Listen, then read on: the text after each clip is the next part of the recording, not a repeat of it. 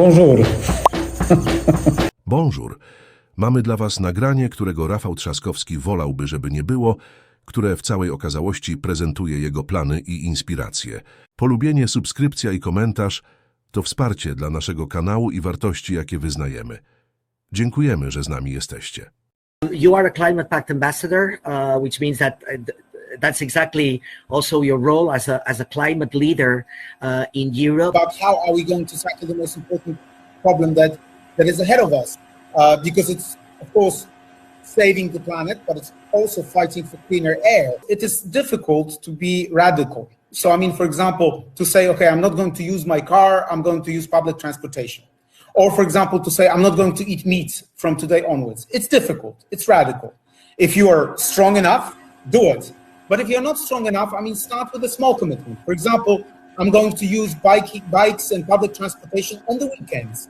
Or at least when I'm moving in my own district of the city, when I'm not going to the center or so on, then I will bike or I will walk.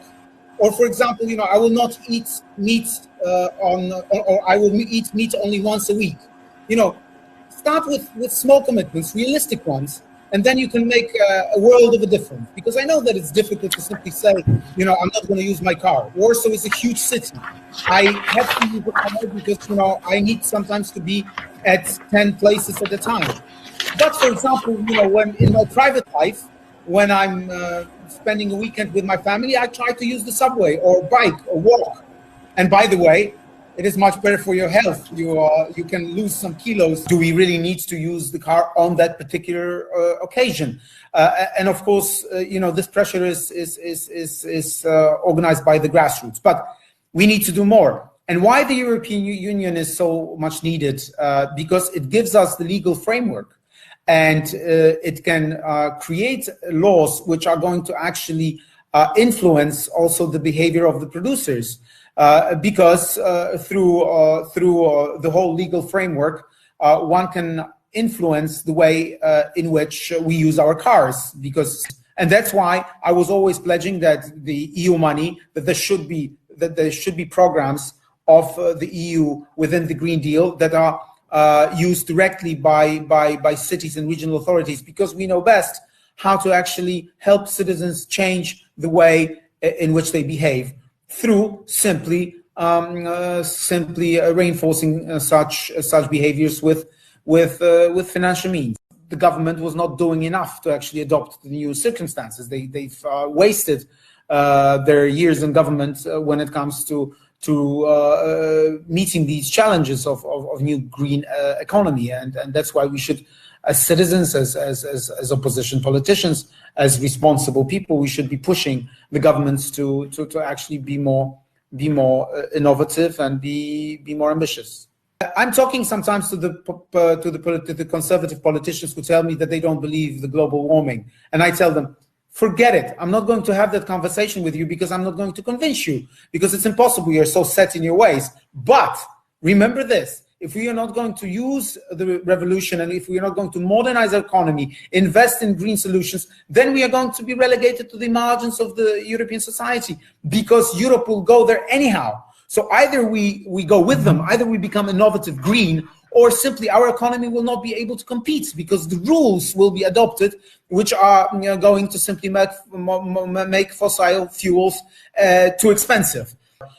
We are inviting people to put forward initiatives which are there to fight for climate neutrality, and we're pretty successful at that. Implementation should be overseen by local and regional authorities. We should have part in overseeing the whole process because we are the experts. On the global climate agenda, what do you expect also from COP26 in Glasgow next November?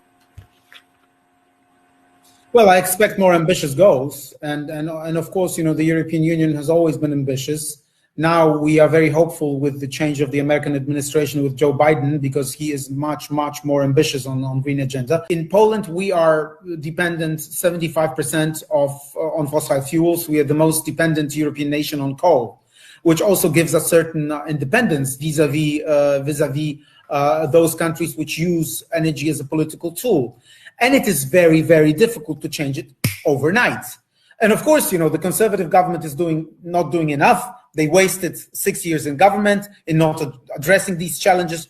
But it has to be said objectively that it is difficult because it requires a lot of money. It requires massive investments.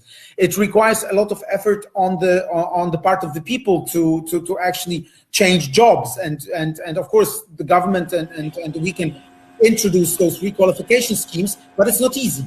And finally, there is this cultural thing. I mean, it is very difficult for people for whom coal mining is part of their culture. It's a part of their DNA. Changing it overnight, as proved in Britain, as proved in Spain, as proved in France, is not easy. So, that's the problem, that we have those different categories of things. Some of them are not controversial, we can do them overnight. Some of them are more controversial and require the change of habits. And some of them are the most difficult and actually necessitate massive investment. But of course, we should focus on those because those are going to give us change. And we should invest the money wisely, talk to the people, include them, allow them to requalify, and that's what we should be doing on the national level. So it's about raising awareness, involving citizens, education, obviously, but then offering alternative and new jobs to the people. Yes. Mam tylko 2 słowa dzisiaj. Łyso wam,